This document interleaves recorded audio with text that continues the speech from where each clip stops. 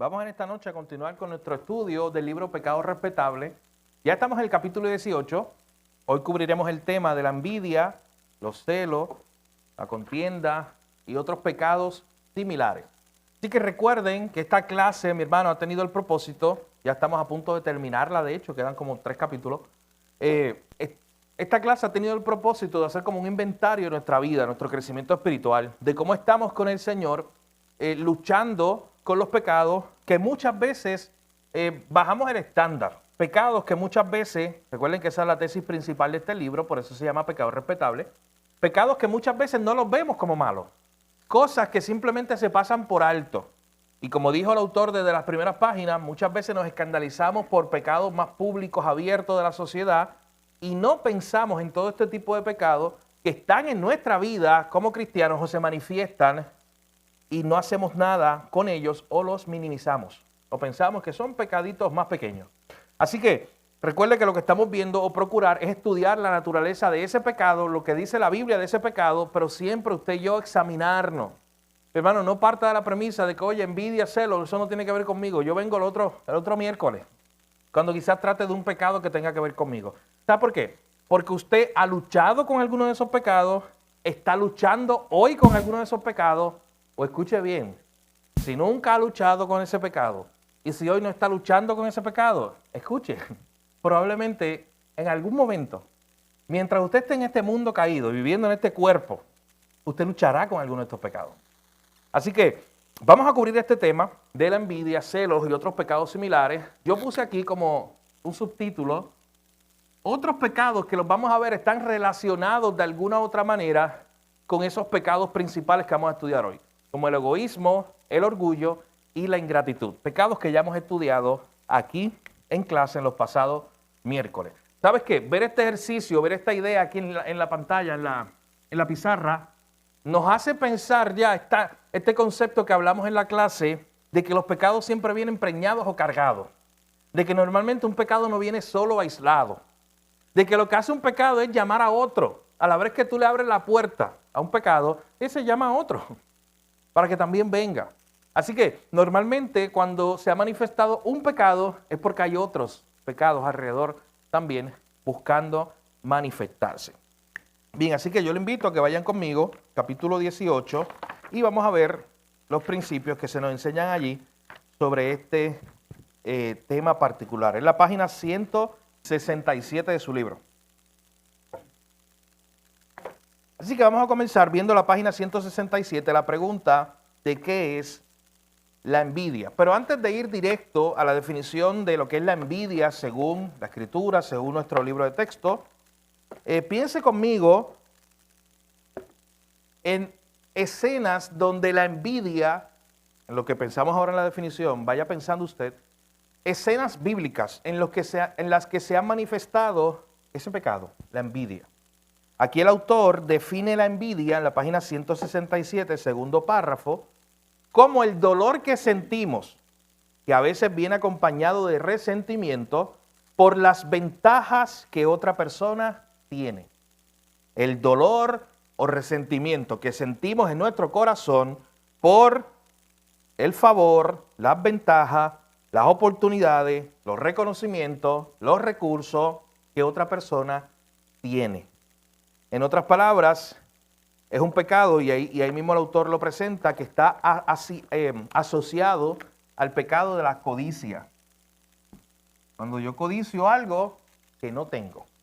Así que piense por un momento en el registro bíblico ejemplos de la manifestación de ese pecado de la envidia.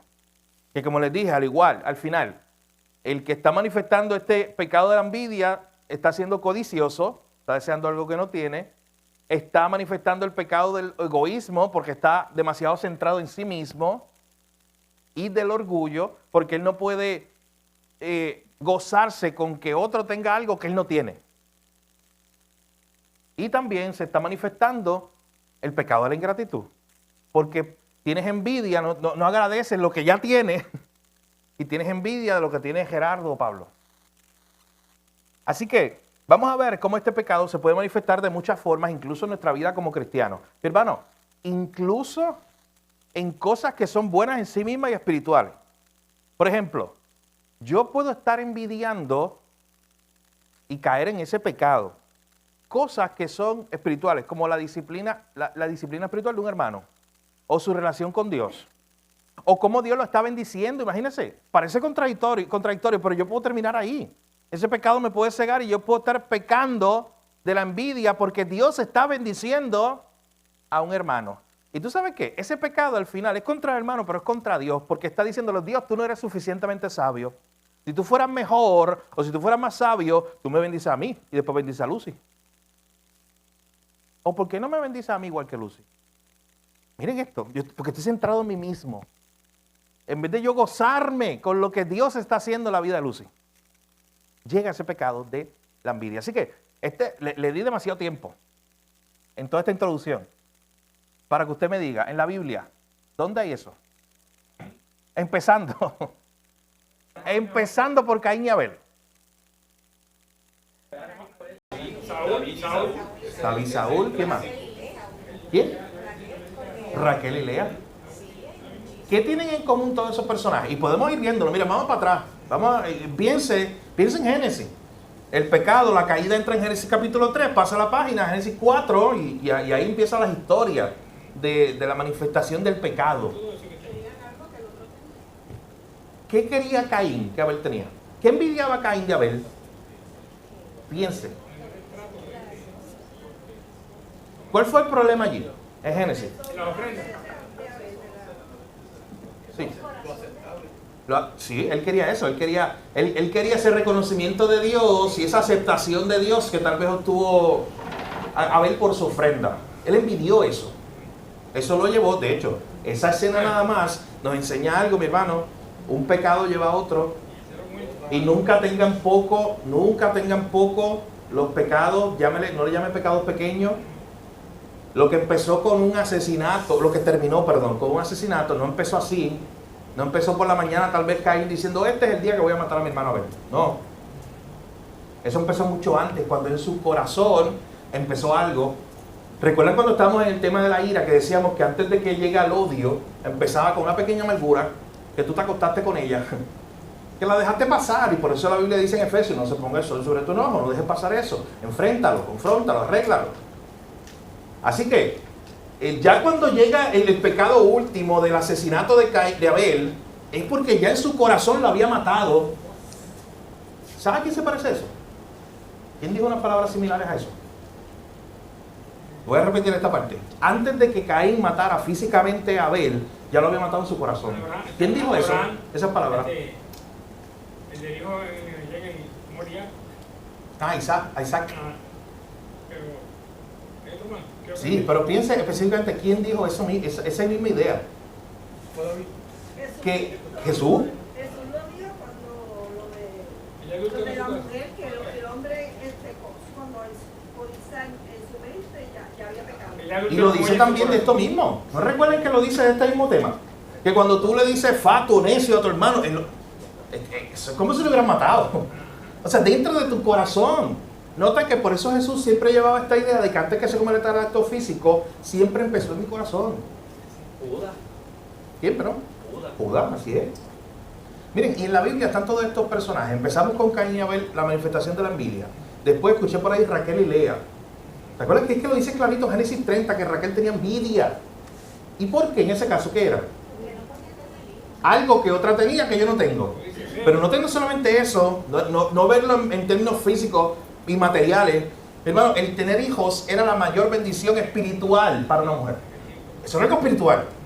Eso era señal de que Dios la estaba bendiciendo, el vientre de esta mujer. Así que lo que estaba envidiando Raquel era que Dios estaba bendiciendo más a fulana y no a ella. ¿Qué más? Siga pensando. Sí.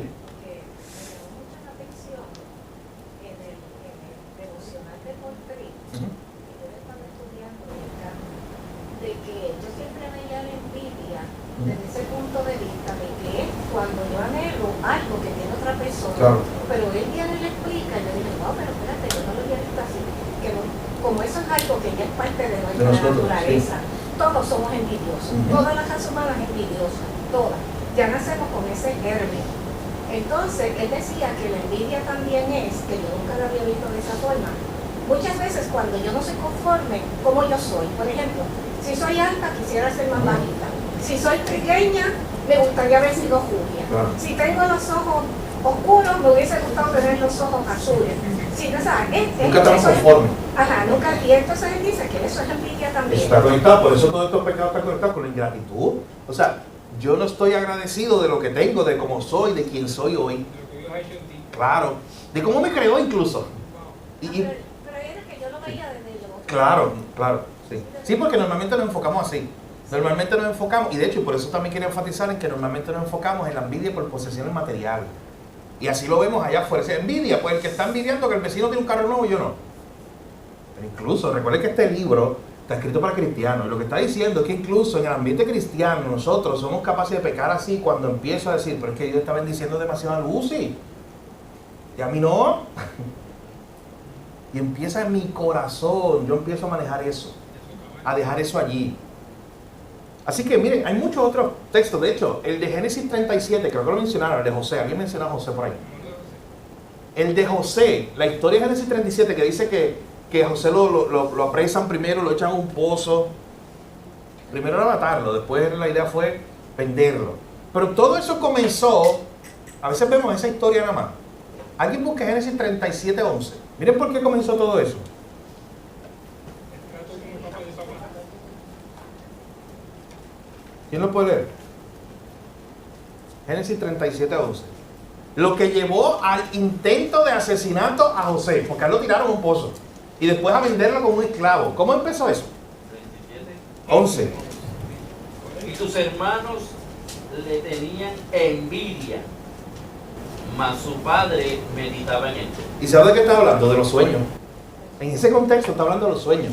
De los sueños que él había tenido, de que él veía cosas como que se inclinaban a él, sus hermanos y su familia. Y en vez de los hermanos tan gozosos con que Dios en algún momento iba a hacer algo con José, y de aquí mira de nosotros, de esta tribu, Dios levantó un líder, y va a levantar un líder grande, importante. Ellos, lo que le ocurrió fue que tuvieron envidia, resentimiento por las ventajas que otros tenían, codiciaron eso. Hermano, y así sucesivamente usted podría ir historia tras historia. En la Biblia hay muchas que nos muestran, por ejemplo, nos muestran a Jesús y los líderes religiosos, los fariseos, que le tenían envidia, porque la gente se iba detrás de Jesús y ya no los escuchaban a ellos. El que está en el libro, que es bien famoso y lo mencionaron también, el de David y Saúl, ¿se acuerdan? Cuando entonces David había derrotado a Goliat y después había tenido muchas victorias y la gente cantaba y decía... ¿Cuántos son miles y sus 10,000? Ahí está, ese corito. Mardoqueo y le tenía envidia. Le tenía envidia a Can, sí, así es. Ese pecado lo vemos manifestado en muchos lugares en la Biblia. De hecho, incluso se dice que los hijos de Israel envidiaban a Moisés y a Aarón, en Salmo 106. Había envidia, sí. Fíjate, hay un pasaje en el libro de Eclesiastés, creo que está.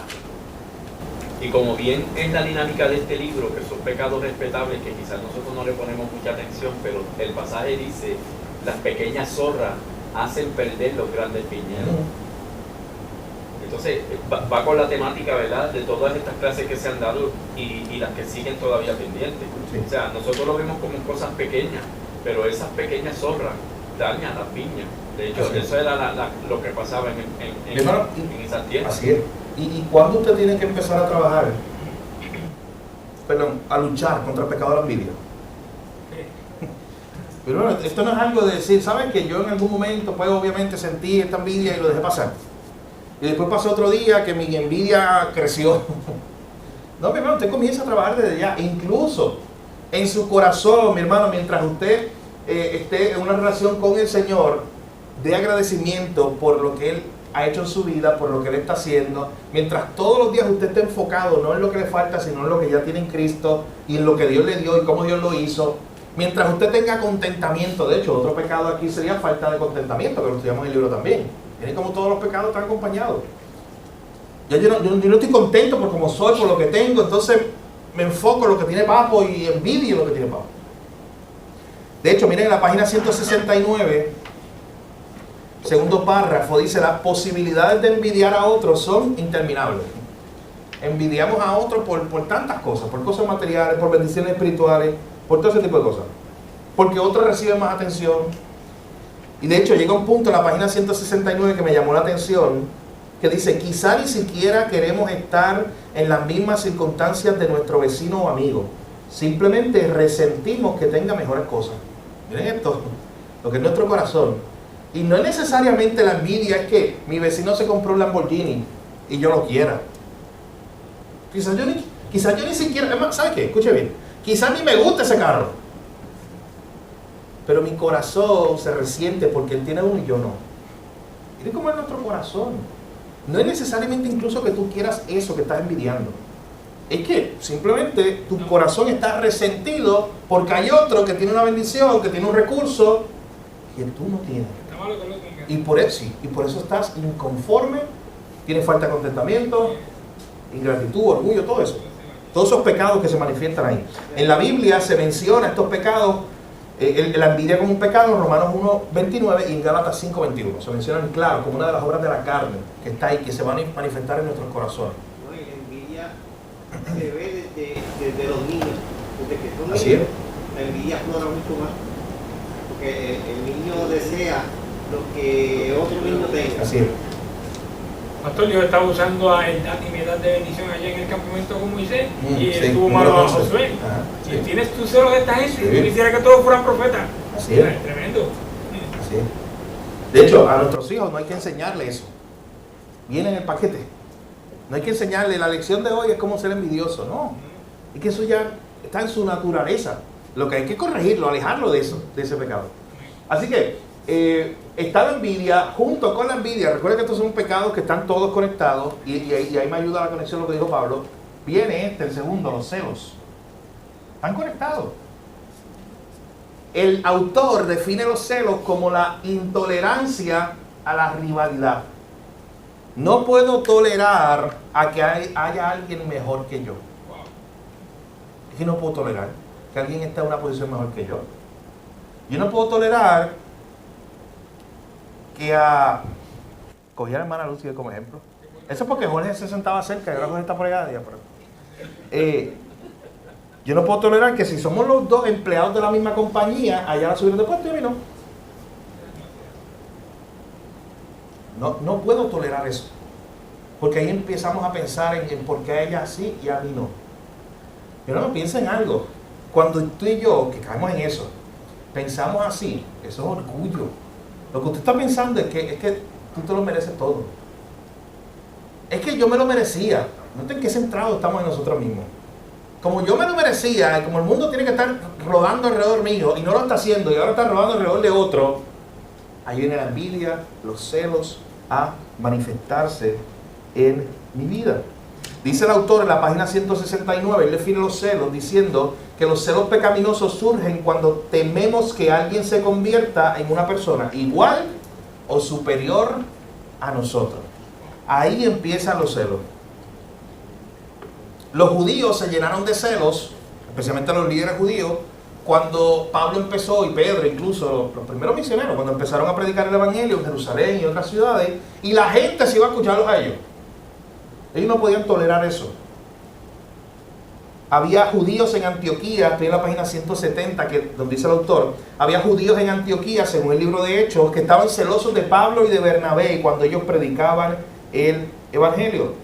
Ahí otra vez se presenta la historia de Saúl y David, igual, había envidia, había celos de Saúl, porque ahora la atención, la gente estaba mirando a David y no a Saúl. Pastor, y otra cosa es que celo por gente que Dios está usando. Sí, miren el segundo párrafo, página 170, precisamente eso es lo que va a decir el autor. Dice, segundo párrafo, página 170.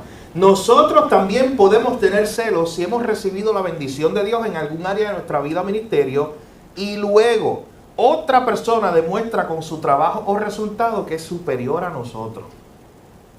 Y miren el ejemplo que él da. Él dice, pongamos el ejemplo de Ben, un vendedor de autos que ha sido muy exitoso, es el mejor vendedor de su tienda durante 3 años. Pero de repente llega un vendedor que rápidamente lo supera en venta. Este comienza a recibir reconocimiento y los premios que anteriormente eran de Ben. es muy probable que Ben caiga en la tentación de ponerse celoso. ¿Y tú sabes por qué vienen los celos a nuestro corazón? Lo dice ahí en la última oración del tercer párrafo. Porque no queremos que alguien más obtenga el éxito o bendiciones de Dios que nosotros hemos recibido. Hay un personaje en la Biblia y toda una historia y un libro que lleva su nombre que tiene que ver con esto. ¿Quién es?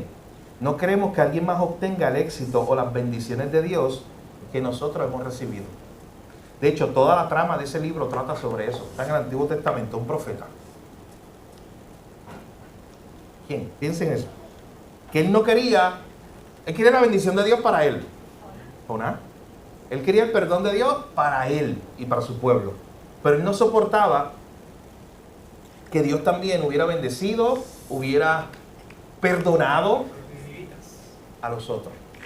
Oye, y eso se da de muchas maneras, mi hermano, porque imagínense, ¿cómo nosotros estamos viendo el éxito que tiene, y estamos hablando de la iglesia, un hermano en Cristo? Recuerden que esto ya sabemos que esto se va a manifestar allá en el mundo.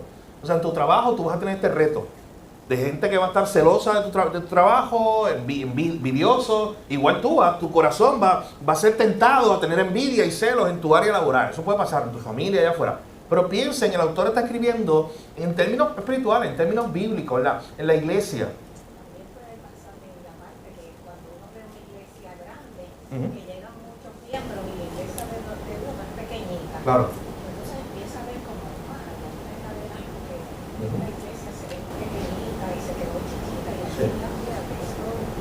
También, sí.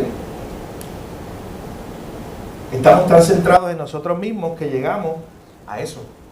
Llegamos a no querer que alguien más obtenga el éxito o bendiciones de Dios que nosotros hemos recibido. Y pensamos, miren qué centrados y orgullosos somos, centrados en nosotros mismos y orgullosos. Pensamos que entonces Dios me tiene que bendecir a mí nada más y no a fulano. Oye, ¿no debo yo gozarme y deleitarme? Porque la Biblia dice que me goce con los que se gozan y me ría con los que se ríen y llore con los que lloran. O sea, ¿no debo yo deleitarme cuando la bendición de Dios esté de una manera específica y particular en la vida de mi hermano? Y a veces nuestra tendencia no es eso. Nuestra tendencia, mi hermano, y a veces lo disfrazamos de una falsa espiritualidad cuando decimos, hey, pero es que a mí me gustaría estar ahí. Pero es que, ¿y por qué a mí no? ¿Por qué Dios contestó la oración de fulano y no contestó mi oración? Y vienen unos cuestionamientos incluso a Dios mismo. ¿Cómo nosotros, entre la página 170 y 171, se nos van a dar 3 maneras de cómo confrontar este pecado? El pecado de la envidia y los celos. Y esto es importante, mi hermano, que lo veamos, porque son enseñanzas bíblicas que nos trae el autor. 3 maneras de cómo enfrentar este pecado. En primer lugar, al final de la página 170, dice, como sucede con muchos otros pecados sutiles, podemos confiar en la soberanía de Dios, reconociendo que Él es quien de manera soberana nos da los talentos, las habilidades y los dones espirituales. Reconociendo que, como dice 1 Samuel 2:7, Dios es el que enriquece, el que empobrece, el que humilla y el que exalta. Es Dios. Así que reconociendo, como dice ese texto, la soberanía de Dios. Hermano, que Dios quiso bendecir a mi vecino. Amén. Dios es soberano. Que Dios quiso bendecir a mi hermano. Es más, sabes que los dos estuvimos orando por una oportunidad de trabajo. Quizás yo lo ayudé a orar a él. Lo llamaron a él primero. ¿Cuál debe ser mi respuesta? Señor, gracias, alabanza a Dios. Gracias en tu soberanía. Gracias por mi hermano. Pero la pregunta es, ¿genuinamente me gozo por mi hermano? ¿O es con la muela atrás? Es de verdad, un gozo que mira, de verdad yo te doy gracias Dios porque estábamos orando por esto. Sabes que no me han llamado a mí, pero llamaron a mi hermano y yo me gozo porque tú lo estás bendiciendo a él. Mi hermano, haga un ejercicio, pregúntese en sus oraciones diarias, ¿cuánto usted dedica a darle gracias a Dios por las bendiciones que le ha dado a otros? Piensen en eso, un ejercicio que usted pueda hacer. ¿Cuánto sacamos nosotros para genuinamente decir, sabes que Señor, yo me estoy gozando y te doy gracias porque veo cómo tú estás bendiciendo a la familia de Carlos y Anira y Andrea? Gracias, Señor, por eso. ¿Cuánto estamos haciendo eso? Hermano, si usted no lo está haciendo, haga eso. Es una buena dosis para luchar contra el egoísmo, contra el orgullo, contra estar centrado en usted mismo. Señor, gracias por lo que tú estás haciendo en la vida de otro. Así que eso es lo primero, reconocer la soberanía de Dios, reconocer que es Dios el que le plació a Él y yo no sé quién a cuestionarle. Él fue el que quiso en este momento bendecir de esta manera a esa persona. Él fue el que quiso contestar esa oración primero a Él que a mí. Fue Dios en su soberanía y yo no soy quien para reclamarle a Él. En segundo lugar, página 171, ¿cómo confrontar este pecado de la envidia y los celos? Bueno, primero reconociendo la soberanía de Dios y segundo, otra arma contra la tentación de envidiar o tener celos es recordar que todos los creyentes somos un cuerpo en Cristo y somos los miembros unos de los otros. Romanos 12:5. En vez de envidiar a quienes nos aventajan o de sentir celos por quienes nos superan de alguna manera, debemos reconocerlos y honrarlos, puesto que todos somos miembros del mismo cuerpo de Cristo. O sea, en otras palabras, yo debo gozarme con el que está gozando y con el que está feliz, porque él está unido a mí en Cristo. Yo debo gozarme porque Dios bendijo a mi hermano. Miren, pasa con talentos, con dones.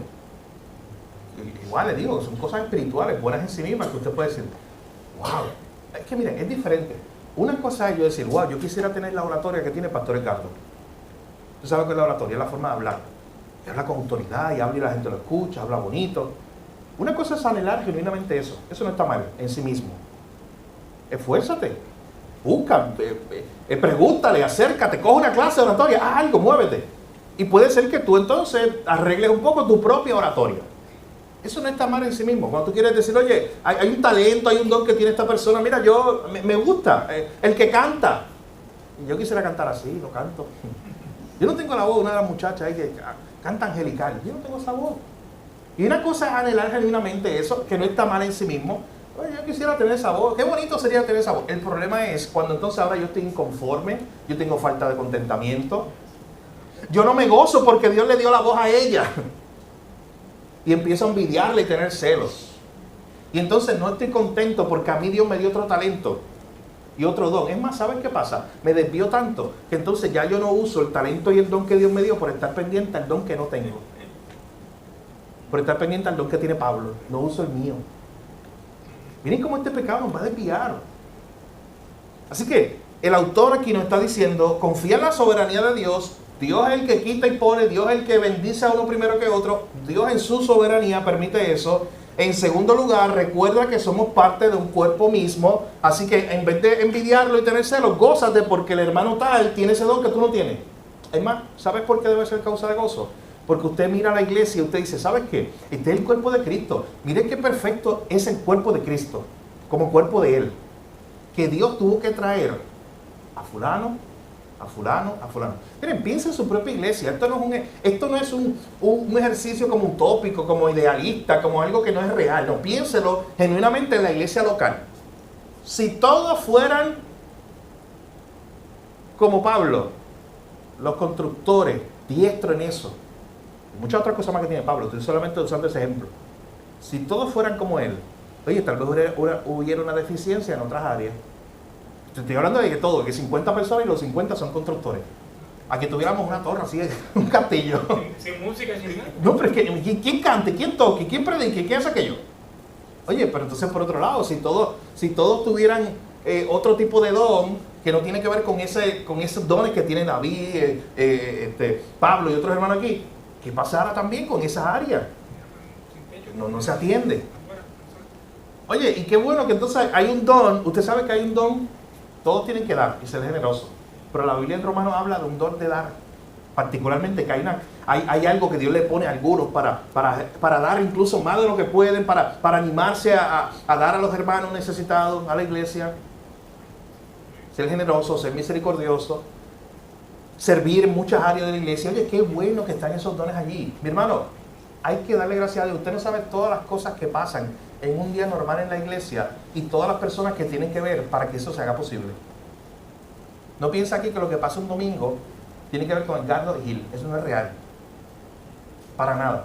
Eso tiene que ver con un montón de gente, incluyéndolo usted, el que venga aquí, simplemente por venir. Pero eso incluye un montón de cosas que tienen que pasar para que se dé la reunión como sea un domingo. ¿Usted sabe cuánta gente está poniendo su talento aquí un domingo? Desde que lo que recibe, el que trabaja ya con la música en la computadora, el que canta, el que toca. Mi hermano, hay muchas cosas que una sola persona no las podría hacer. Escuche bien, no hay una sola persona que pudiera hacer todas esas cosas. Ni uno de los que está aquí tiene todos los talentos. Ninguno, escuche bien, no hay a nadie aquí que diga, ¿sabes que yo tengo el talento de tocar la batería, de tocar el bajo, de tocar la guitarra, de cantar, de estar allá atrás para hacer las proyecciones, de venir entonces a treparme a predicar, de despedir a la gente, de recibirla, de darle la cartita, de darle el agua de botella al pastor, después de limpiar la iglesia los viernes? Imposible. Porque pueden haber 50 constructores, como dijiste ahorita, pero si trabajan al unísono, funciona. Pero si los 50 cada cual quiere imponer su idea, Son peor. no va para ningún lado. Así es. No va para ningún lado. Y en cuanto a lo que acabas de mencionar, no podemos tener, por decirlo de alguna forma, por bajo cualquier ministerio o cualquier don, porque si Sí. Gil y Edgardo tuvieran que dar las clases, tuvieran que limpiar el templo, tuvieran que recortar el patio, tuvieran que hacer, o sea, no funcionaría, no funcionaría. Todos somos un cuerpo, diferentes funciones. Así es. El cuerpo humano. Desde el que viene, Bueno. desde el que recoge un papelito, es importante. Claro. Todo Bueno, para que, es que para que la piensen obra en del eso, Señor mira, crezca. y yo dije algunas cosas, pero pasan más cosas. Hay una muchacha, una hermana, que está dándole, amén. Gracias, me interrumpiste, pero fue una interrupción. Ese ministerio. No, mira lo que cocina, es que claro, es un don, eso es un talento. Y gloria a Dios por hermanas que tienen ese talento, ese don. Y hoy no es la clase de dones y servicios, pero escuche bien, talento y don acompañado de carácter, importante. Eso es para otro día, pero piensen en eso. Porque tú puedes tener el talento y el don, pero no tener el carácter correcto. O tú puedes tener el talento y el don y no tener la voluntad. Tú imaginas, tú eres el mejor cocinero, la mejor cocinera, pero nunca quieres servir a otro. No tienes la voluntad de hacerlo. Qué bueno tener hermanos y hermanas que saben que yo tengo el talento, yo tengo el don, tengo el carácter, y aquí estoy. Heme aquí, yo quiero ir. Hay que hacer aquello, yo quiero hacerlo, tengo el don, tengo el talento, lo voy a hacer. Estoy aquí sirviendo. Lo que estaba diciendo, a la hermana que entonces da clase, ella es una hermana que se prepara y da una clase a los niños mientras estamos acá, la demás iglesia. Son tantas cosas que tienen que pasar, mi hermano, para que eso se dé. Son muchas cosas. Y sabe que incluso, si usted dice, ¿sabes que? Mira, sí, hay una persona que puede hacerlo todo, fulano de tal. Yo sé que él es bien diestro en música, él podría tocar con todos los instrumentos. Él también es un buen predicador, así que podría enseñar. Él también podría dar clase a los niños y él también sabe mucho de tecnología. Así que allá atrás en esa mesa él sería perfecto. ¿Ok? Tremendo. Pero lo puede hacer todo a la vez. La vida también se va a quemar. Pues, mira, primero es imposible, se va a quemar. Es imposible que lo haga. Pero ¿sabe qué? Es que no puede hacerlo todo a la vez. Por eso es que necesita más de uno. Por eso es que necesitamos uno a nosotros. Porque incluso si él quiere predicar, pero ¿quién va a estar allá atrás? Si él quiere cantar, pero ¿quién va a estar allá atrás? ¿Quién le va a dar clase a los niños mientras él está predicando? La misma persona no puede. Dios no nos diseñó así. Dios nos puso límites para recordarnos que Dios Él es uno solo. El que puede estar en todas partes, el que lo puede hacer todo, Él, no nosotros. De hecho, esos límites son un buen recordatorio de que eres finito y Dios no. Pastor, y que Dios es el que edifica la iglesia, pero nos usa a nosotros como edificadores para nuestros hermanos. Amén. Que la idea sea, muy favorito, la unidad. Así Que es. todo sea para el cuerpo vivo de Cristo, que esto es un organismo vivo. Así es. Sí. Y eso lo podemos comparar con nosotros, con el cuerpo de nosotros. Necesitamos los ojos, la nariz, la boca. Sí. Cada una de las piezas de nosotros, de nuestro cuerpo, es importante y es necesaria para poder funcionar. Bueno, lo dijo Pablo en 1 Corintios 12. Él dice, el ojo no le puede ir a la mano. Yo no te necesito. No, es que todos se necesitan. De hecho, en 1 Corintios 12 él llega a decir, aún los miembros que parecen como insignificantes. Aún eso los necesita. Así es, exacto, son importantes. Así que el autor nos dice, para confrontar este pecado, recordemos primero la soberanía de Dios. Dios es el que contestó la petición de uno y bendijo a uno y a otro no. En segundo lugar, recordemos que somos parte de un cuerpo y que todos somos necesarios y que cuando Dios le dio un talento a fulano, yo tengo que gozarme con eso. Y en tercer lugar, la última parte de la página 171, si gastamos nuestra energía emocional en la envidia o los celos, perdemos de vista lo que Dios podría estar haciendo en nuestra propia vida. lo que decía ahorita. Yo estar tan y tan preocupado porque no tengo el talento de cantar que tiene la hermana, que entonces yo pierdo todas las energías ahí, en la envidia, los celos que tengo hacia eso, y no me dedico y me pierdo en lo que Dios está haciendo en mi vida. Y escuche bien, incluso lo que Dios puede hacer a través de mí, usándome como instrumento. ¿Y sabes qué? Y si yo no pongo ese talento que Dios me dio a mí, ese talento al final es para glorificarlo a Él, pero es para bendecir a mi hermano. Así que vamos a estar cojo. Yo tengo que bendecir a mi hermano con esos talentos y esos dones que Dios me dio. Y muchas veces la envidia y los celos no nos dejan hacer eso. Él termina en la página 171 diciendo: Dios tiene un lugar y un plan que Él quiere cumplir en cada uno de nosotros. Ciertamente, algunos trabajos obtienen mayor reconocimiento que los demás, pero todos son importantes para el plan de Dios. Bien, página 172 en adelante, él habla de otro pecado relacionado a esto, a la envidia y a los celos, y él le llama el pecado de la competitividad. Miren este pecado, ¿por qué le llama el pecado de la competitividad? Él lo define ahí en la página 172, al final del primer párrafo. Él dice: la competitividad es básicamente una expresión del egoísmo. Es la necesidad de ganar, siempre ganar, sin importar el costo. Ciertamente eso no es una actitud que refleje que amamos a nuestro prójimo como a nosotros mismos. Al final, mis hermanos, la pregunta es: ¿cuál es mi motivación principal? Porque él mismo hace un ejercicio entre la página 173 en adelante de la buena competitividad. Cuando tú le dices a tu hijo: oye, sé un buen estudiante, o sea, compite genuinamente. Si está en una competencia, si es un atleta, claro, tú no le vas a decir a tu hijo: oye, coge para perder. Tú no le dices eso. Eso no tiene sentido. No, tú le estás diciendo: oye, prepárate, corre. Eso es un buen espíritu de competitividad. Bueno, no es que te estás poniendo por encima del otro, estás diciendo: ¿sabes qué? El otro se preparó, yo también me voy a preparar. Y vamos a competir. Malo es cuando, dice el autor, es este egoísmo que dice: siempre tengo que ganar y sin importar el costo. Si tengo que pasarle por encima a los demás, no importa, yo siempre tengo que estar primero. Segundo lugar yo, y tercer lugar, si hay espacio, también yo. Entonces, la cuestión aquí es cómo nosotros definimos, al final de cuentas, el éxito. Miren el ejemplo que él da en la página 173 arriba. Él dice: Ben, el vendedor de autos, debe concentrarse en hacer lo mejor que pueda para vender autos en una forma que honre a Dios. Si él hace lo mejor que puede, será el mejor vendedor de su empresa. Pero esto no debe ser motivo de orgullo, sino de gratitud a Dios por darle la capacidad para hacerlo. Si lo mejor que hace, esta oración que viene ahora vale oro en el libro.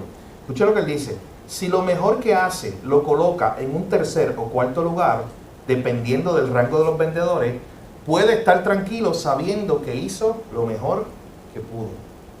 No que él está en una competencia por ser él mejor que otro, porque él tiene que ser primero.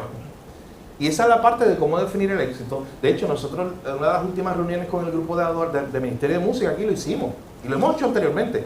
Empezamos a animarlo y decirle: ¿sabes cómo se define el éxito? Mira, tú tienes que llegar, por ejemplo, si Dios te dio hasta aquí en tu capacidad musical, pues ¿sabes qué? Tú tienes que llegar hasta ahí, eso es éxito. Genuinamente llega hasta ahí. Si Dios te dio hasta aquí y tú estás por acá abajo y no te estás esforzando, no le estás dando a Dios lo mejor. Así que buscar el éxito es llegar hasta aquí, porque Dios te dio hasta ahí. Oye, el problema de ese pecado de la competitividad es que hay otros que llegan hasta acá, porque Dios le dio que llegaran hasta allá. Y entonces, él llega hasta allá y yo estoy envidiándolo, porque yo no llego hasta allá. Miren, utilizando el ejemplo de la misma música, los registros de tono y de voz de la muchacha, no todas llegan al mismo. Y tiene cada una que reconocerlo. La que Dios le dio ese de llegar hasta allá, hasta las nubes, por allá a votar, pues gloria a Dios, que ella se esfuerza en llegar allá. La que Dios le llegó a llegar hasta aquí, no estés mirando a aquella, no, mira, tú esfuérzate por llegar hasta ahí. Eso es éxito. Cuando tú estás en una buena competitividad para ser mejor para Dios, no es para ti mismo, no es para moverte tú y decir: no, yo tengo que derrotar a este y estar yo allá arriba porque yo tengo que estar en el primer lugar, porque yo tengo que estar en el centro. Así que al final el autor habla acerca de que él no está en contra de la competencia amistosa ni de forzarnos. Al contrario, él dice que Colosenses habla de que todo lo que hagamos lo hagamos para el Señor, lo hagamos bien. Lo que él está en contra es esa idea que simplemente pone el yo como centro en primer lugar y tiene que estar siempre ahí en primer lugar. La pregunta no es ganamos, la pregunta es hicimos lo mejor que pudimos. Eso es lo que él enfoca al final. Bien, página 174. El último pecado que el autor presenta aquí como relacionado a este pecado de la envidia, los celos, la competitividad, es el pecado del control. Miren de qué trata este pecado, dice el autor. Este pecado sutil trata de querer controlar a los demás para nuestro beneficio, para obtener siempre lo que queremos. Por otras palabras, para siempre salirnos con la nuestra, no importa el método. El controlador, dice el autor en la página 175, siempre quiere hacer su voluntad. Mi hermano, y esto se ve en muchas maneras. Esto se puede ver en la relación entre esposa y esposo, entre padre e hijo, entre hermanos en la iglesia. Este concepto de tú querer controlarlo todo y nunca someterte a otro, eso es, o eso no es otra cosa, mi hermano, que egoísmo. Es el mismo pecado, disfrazado de otra manera. Ese intento de tú querer controlarlo todo. ¿Y usted sabe qué? El que tiene o el que manifiesta ese pecado, todo el mundo se dio cuenta, bueno, todo el mundo sabe o reconoce que tú eres un controlador o que intentas controlar hasta el más mínimo detalle, pero tú mismo no te has dado cuenta. Así que es un pecado que se disfraza, que es muy sutil y que, mi hermano, a veces pensamos que es algo bueno, una virtud. No, es que yo soy perfeccionista, oye, pero ten cuidado. Porque una cosa es lo que acabamos de hablar, esforzarte genuinamente, hacer lo mejor que puedes, buscar el éxito para la gloria de Dios. Y otra cosa es creer que tú controlas cada cosa que pase. Eso es un pecado. ¿Sabes por qué? Es más, eso es un desafío a la autoridad de Dios. Escucha por qué.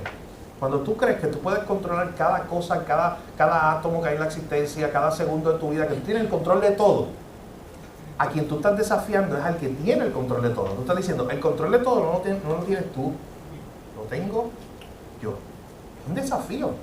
De hecho, una buena dosis, una buena medicina para una persona controladora que lucha con este pecado es estudiar la soberanía de Dios. Estudiar aquel que tiene sí el control de todas las cosas. Una buena dosis de la soberanía de Dios nos ayudará a luchar contra este pecado. Miren, hay varios textos. Si tú eres una persona controladora hoy, que estás aquí, o conoces a alguien que quieres animar en el amor del Señor a salir de ese pecado, dale o estudia estos textos que te voy a dar ahora, porque te van a recordar una verdad muy importante. Salmo 135, 6.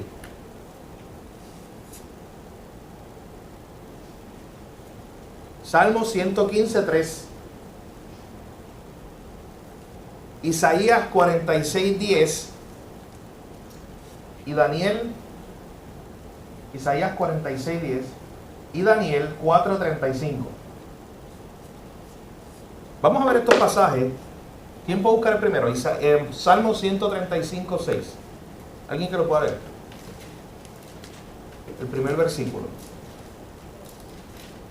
Y otro que vaya buscando, Salmo 115, 3. ¿Tienes el primero? 135, 6. Ok, sí. Todo lo que Jehová quiere, lo hace, en los cielos y en la tierra, en los mares y en todos los abismos. ¿Hay un ser humano que pueda decir eso? Y el dueño de Amazon, que uno de los Bezos, que es uno de los multimillonarios más millonarios del mundo, él puede hacer todo lo que quiere. Todo lo que quiere, todo lo que quiere. No. Yo no sé si él tiene hijos, un hijo, pero imagínate, que él tenga un hijo y un hijo muera. ¿Él puede devolverle a la vida? No. Él mismo le da cáncer, un cáncer terminal. ¿Él puede sanarse? No. ¿Él puede comprar la felicidad de su esposa? No. Ningún ser humano cae en esa categoría que tenemos en el Salmo 135, que es la categoría de Dios. Que él sí puede hacer todo lo que le place. Salmo 115, 3. ¿Quién lo puede leer? Sí, hermano. Nuestro Dios está en los cielos. Todo lo que quiso ha hecho. Ahí está. Eso solamente le pertenece a Él. No seas controlador, no creas tú que puedes controlar todo. El único que puede decir eso, de que todo lo que quiso ha hecho y lo puede hacer siempre, sin interrupciones, sin intervenciones, es Él. Isaías 46:10. Sí. Voy a leer el nuevo. Ok. Dice, acordaos de las cosas pasadas y de los tiempos antiguos, porque yo soy Dios y no hay otro Dios. Nada hay semejante a mí, que anuncio los procedimientos del principio, desde la antigüedad, lo que aún no era hecho. Que digo, mi consejo permanecerá y haré todo lo que quiero. Eso solamente lo puede hacer Dios. Mi consejo permanecerá y haré todo lo que quiero. Y por último, en esta parte, Daniel 4:35, ¿qué dice? Aquí lo lea.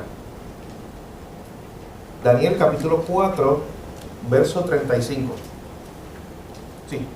Todos los habitantes de la tierra son considerados como nada, y Él hace según su voluntad en el ejército del cielo y en los habitantes de la tierra, y no hay quien detenga su mano y le diga, ¿qué haces? Eso me encanta. No hay nadie que le diga a Dios y le interrumpa su voluntad, lo que Él quiere hacer, y le diga, ¿qué hace? Esto no puedes hacerlo. Como humano siempre tú tendrás limitaciones, pero Dios no. Así que no sigas intentando controlar todas las cosas, mi hermano. Es un pecado cuando usted quiere controlar lo que usted no puede controlar. La reacción contraria, ¿sabes cuál es? En humillación delante de Dios, decirle, Señor, tú eres soberano, yo no. Tú eres Dios, yo no. Con estos versículos, tú eres el que puedes hacer todo lo que te place, yo no. Y es una buena dosis de medicina para tú luchar con ese pecado de ser controlador, de controlar tu vida, controlar la vida de tu esposo, controlar la vida de tus hijos, controlar la vida de tus nietos, controlar la vida de los hermanos de la iglesia, controlar la vida de tus vecinos. ¿Usted sabe a qué me refiero? Eso es un pecado, mi hermano, que hay gente que está luchando con eso hoy. Quizás alguno de nosotros esté luchando con eso hoy, sí. Y de Job también se puede ver eso cuando Dios estaba confrontando a Job. Así es. Lo tengo marcado, ¿sabes? Lo tengo aquí. Así es. Job no tenía el control de todo. Y él también tenía que reconocer eso, esa verdad. Así que, mi hermano, estos pecados, ya con esto terminamos, envidia, celo, competitividad, cuando queremos nosotros estar en el centro siempre primero, y la idea de querer tener siempre el control, son pecados sutiles, que están por ahí manifestándose, que muchas veces no los vemos como graves, mi hermano, pero son pecados delante de Dios, son pecados que están desafiando o intentan desafiar la autoridad de Dios, diciendo, no, yo soy el que controlo mi vida, Señor. De hecho, todos son un desafío, todo pecado es un desafío hacia Dios, pero esos pecados particulares, miren cómo están desafiando a Dios. Porque cuando yo tengo envidias o celos, yo lo que estoy haciendo es desafiando a Dios, diciéndole, como le dije ahorita, Dios, que tú no eres suficientemente sabio, tú me tenías que bendecir a mí, no a Lucy. Señor, tú te equivocaste, el que tenía que recibir ese trabajo era yo y no Walter. Eso es lo que le estamos diciendo a Dios. ¿Te equivocaste tú? Pues claro. Estamos desafiando la sabiduría de Dios, porque Dios es el que sabe por qué hizo lo que hizo. ¿Por qué bendijo a uno primero que a otro? ¿Por qué le dio el talento y ese dio a fulano y no me lo dio a mí? Eso lo hizo Dios en su soberanía. Estoy yo cuestionándole a Dios. Así que estoy desafiando su soberanía, su autoridad. Con el pecado de querer tener el control igual, estoy desafiando la idea de que Dios es el único que puede hacer todo lo que le place. Hermano, si tú luchas con ese pecado, querer tener control, ríndete hoy, saca la banderita. Y Señor, perdóname, yo he intentado por mucho tiempo controlar a mi esposa, a mis hijos, a los vecinos, aquello, lo otro, y yo no puedo hacer eso. Eso es pecado contra ti.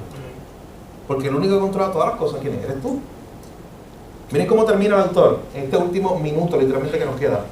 En la página 175 el autor dice, necesitamos el poder convincente del Espíritu Santo y de la ayuda de los demás para poder ver todos estos puntos ciegos. No pienses que tú mismo hoy vas a salir de aquí diciendo, wow, sí, que envidioso soy, que celoso soy, y sí, yo tengo ese pecado del control sobre los demás, eso yo soy el primero. Bueno, el Espíritu Santo puede hacer eso, pero muchas veces, miren, Dios va a usar su obra, escuchar la palabra como hoy, pero también va a usar a tu prójimo, a la persona que está a tu lado, así que tienes que escucharla. Es un buen ejercicio que tú hagas diciendo, oye, a otra persona, a un hermano en la fe, ¿alguno de estos pecados se ha manifestado en mi vida? La envidia, los celos, el querer tener siempre el control. Así que en humildad debemos preguntar verdaderamente, Página 176. Él habla acerca de un hombre que era controlador. Jerry Bridge lo confrontó. ¿Y sabe qué pasó? El hombre desapareció. O sea, nunca más le volvió a hablar. No quiso ver corregir su pecado, sino que ya desapareció de la escena. No sea usted como él, no vaya por la vida, estoy leyendo el último párrafo del capítulo, no vaya por la vida albergando envidia, celo, o teniendo siempre que ganar, o teniendo siempre que controlar todo, o salirse con la suya. Recuerde, Dios resiste a los soberbios, pero da gracia a los humildes. Dice 1 Pedro 5:5, y escucha en qué clase de oración él termina. No se ponga en la posición de estar en oposición con Dios.